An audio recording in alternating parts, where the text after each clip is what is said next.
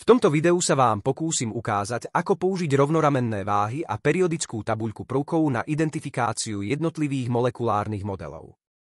Začnem tým, že vysvetlím, že ľavá strana predstavuje časť s nejakým hmotnostným štandardom a pravá tú, na ktorej niečo zisťujem. Na konci merania musí byť váha vyrovnaná.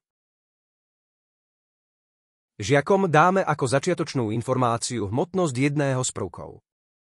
Ja začínam tým, že žiakom s pomocou periodickej tabuľky zadám hmotnosť hélia. Hmotnosť hélia uvedená v tabuľke je 4 gramy.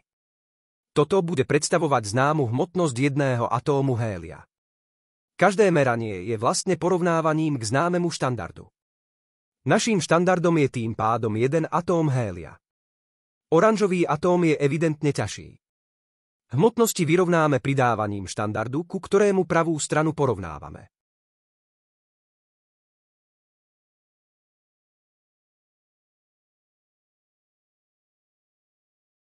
V tomto prípade 5 atómov hélia vyrovná jeden oranžový atóm. Hmotnosť 5 atómov hélia je 20 gramov. Použitím periodickej tabuľky zistíme, že oranžový atóm je atómom neonu. Podobným spôsobom môžeme identifikovať aj ostatné dostupné prvky. V tomto prípade vyrovná jeden atóm hélia 4 biele atómy vodíka.